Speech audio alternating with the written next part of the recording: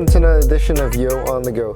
Today we're going to continue our discussion on failure and what that means. Now, in terms of, my Turbo Mustang, failure when you're improving and trying to push the limits of this instrument is when you get a blow up of your engine, right? So when you're trying to change things out, change out the intercooler, which I'm about to do, and then you start saying, well, I need more power, I need to get more powerful, so let's do this, let's do that. I change out the turbo, suddenly I'm getting 400 horsepower in my engine, and I'm just driving it on the street and it's a regular acceleration just down the street, and suddenly my third cylinder blows up and the whole engine blows up and I'm dead, right?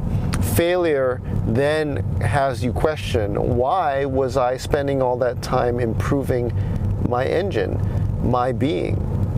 There's a certain point in which you have to say, I'm satisfied with this improvement. I've reached the limits of this vehicle. I think that is something that we have struggled with. We always struggle with, because in this society, it's always about getting better and better and better. What I'm really saying is you're getting better to find that hairy edge, the limit, right? And they do this on the engines. The engines are so finely tuned that they are looking at that hairy edge of knock, because that's where you have the most amount of power and efficiency coming out of your engine. But you go past that and everything blows up.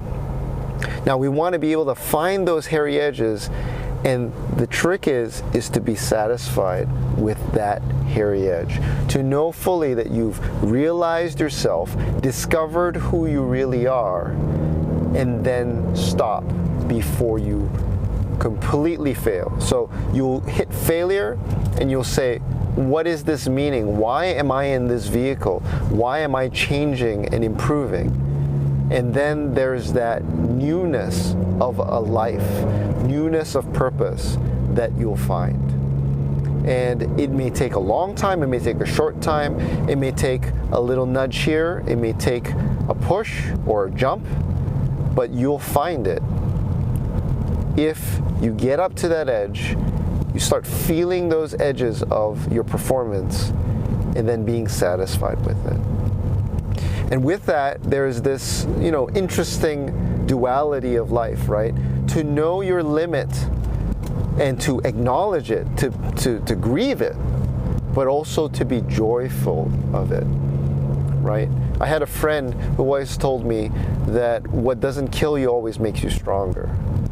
I think we should always think about what doesn't kill you makes you stronger up to a point.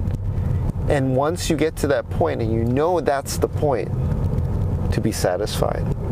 So I hope you found this interesting to think about in terms of how to develop yourself, why you're developing yourself. Until next time, bye.